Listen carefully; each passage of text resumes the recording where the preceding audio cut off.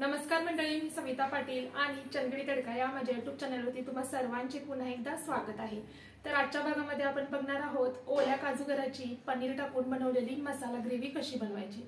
तर ओल्या काजूगराची सुकी भाजी काय आपण नेहमीच बनवत असतो, शिवाय आमच्याकडे काजू भरपूर मिळतात आणि काजूच्या सीझन मध्ये ओल्या काजूगराची भाजी आमच्याकडे नेहमीच बनते।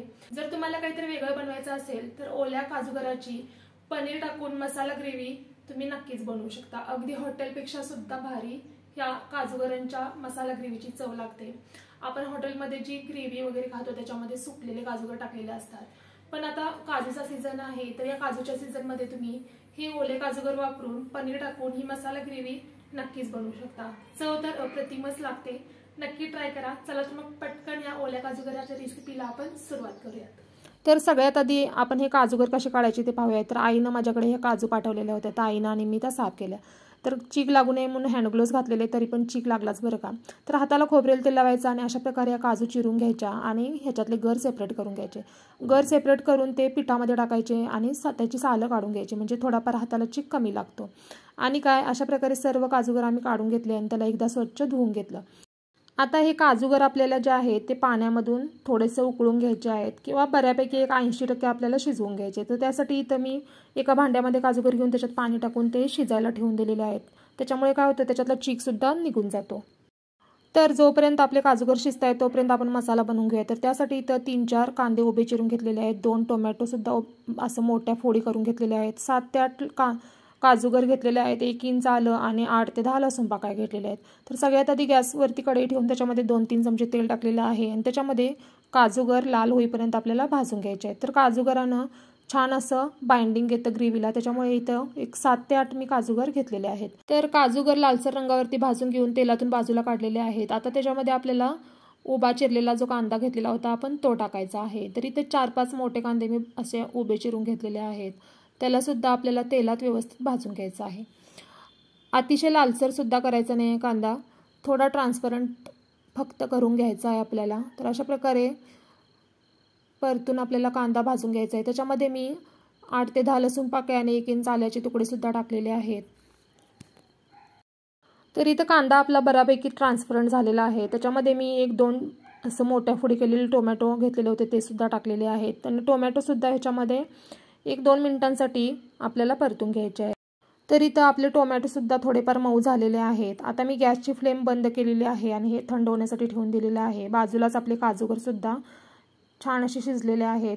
आता ह्या मसाल्यामध्ये मी काजूगर भाजलेले होते ते सुद्धा टाकून ठेवून दिलेले आहेत। आता इथं मी अर्धी वाटी दूध घेतलेला आहे आणि त्याच्यामध्ये सुहानाचा जो पनीर टिक्का मसाला असतो तो 1-2 ते 3 चमचे घेतलेला आहे। तर हा जो पनीर टिक्का मसाला असतो मोठे पॅकेट असतं तो वापरायचा आहे आणि खूप छान चव येते। मी नेहमी हाच वापरते, त्याच्यामुळे तुम्हाला सुद्धा जर हा मसाला भेटला तर तुम्ही नक्की हाच यूज करा, कारण यानं खूप छान चव येते। तर अशा प्रकारे 2 ते 3 चमचे हा पनीर टिक्का मसाला मी दुधामध्ये मिक्स करून बाजूला ठेवून दिलेला आहे। आता इथं मी 200 ग्रॅम पनीर घेतलेला आहे। पनीर अशा प्रकारे आपल्याला म्हणजे तुमच्या आवडीप्रमाणे त्याच्या लहान मोठ्या फोड्या आपल्याला कट करून घ्यायच्या आहेत।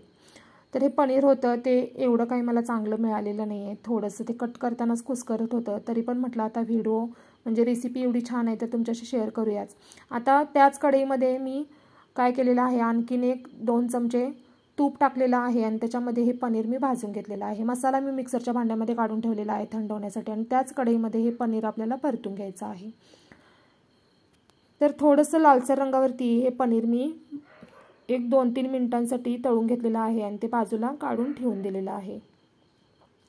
आता इकडे मी मिक्सरमध्ये मसाला काढून ठेवलेला थंड झालेला आहे, आता त्याला बारीक असे मी वाटून घेतलेला आहे। तर आपला मसाला तयार आहे आणि आपले काजूगर सुद्धा व्यवस्थित शिजलेले आहेत।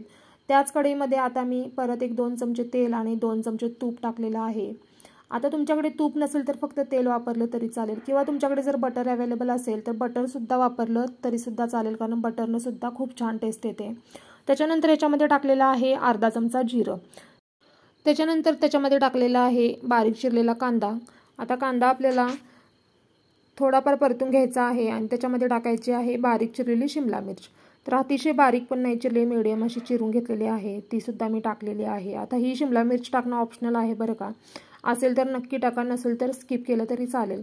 त्याच्यानंतर टाकलेलं आहे चवीनुसार मीठ कांदा आणि शिमला मिरची भाजलेली आहे. इथं मी अर्धा चमचा हळद टाकलेली आहे आणि फोडणी परतून घेऊन त्याच्यामध्ये लाल तिखट टाकलेलं आहे. तर इथं मी 2 मोठे चमचे होईल इतकं लाल तिखट टाकलेलं आहे. आता तिखटाचं जे प्रमाण आहे ते तुमच्या आवडीप्रमाणे तुम्ही कमी जास्त करू शकता. आता याच्यामध्ये आपण जी पेस्ट बनवून घेतलेली होती कांदा टोमॅटोची ती टाकायची आहे.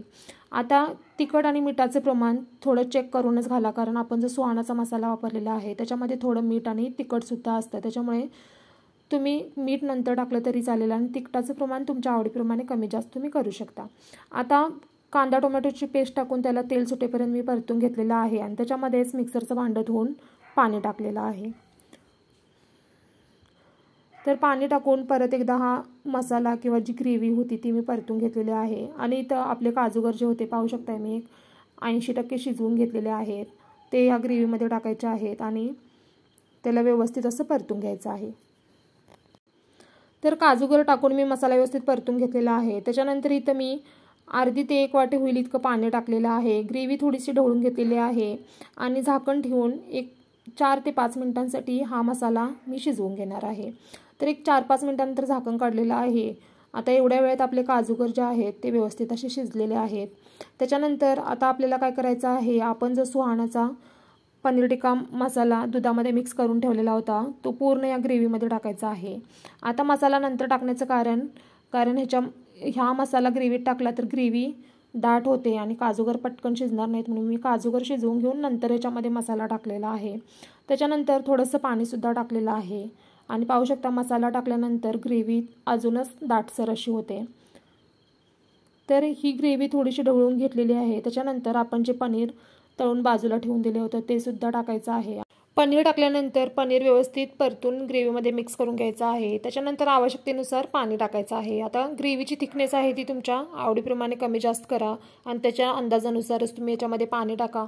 पाणी टाकून ग्रेव्ही परत एकदा मी ढवळून घेतलेली आहे आणि लो टू मीडियम फ्लेमवरती ही ग्रेव्ही ठेवून दिलेली आहे. आता काय करायचं आहे, याच्यामध्ये आपल्याला साई टाकायची आहे. तुमच्याकडे जर क्रीम असेल तर तीसुद्धा टाकू शकता किंवा अशा प्रकारे जर दुधावरची साय असेल तरीसुद्धा चालेल. तर इथं मी अर्धी वाटी दुधावरची साय घेतलेली आहे, त्याला थोडंसं फेटून घेतलेलं आहे आणि ग्रेव्हीमध्ये टाकायचं आहे. तर हे साय किंवा फुल क्रीम असते त्यानं ग्रेव्हीला छान अशी चव येते, त्याच्यामुळे असेल तर टाका, नसेल तर स्किप केलं तरीसुद्धा चालेल.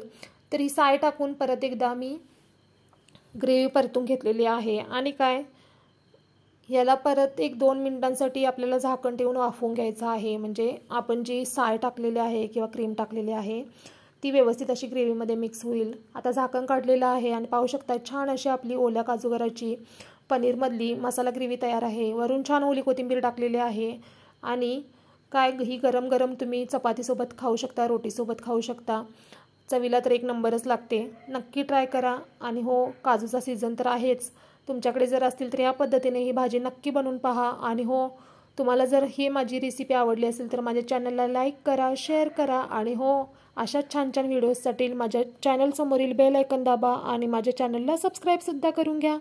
चला तर मग पुन्हा भेटणारच आहोत आपण एका नवीन रेसिपीसह एका नवीन एपिसोडमध्ये. तोपर्यंत धन्यवाद.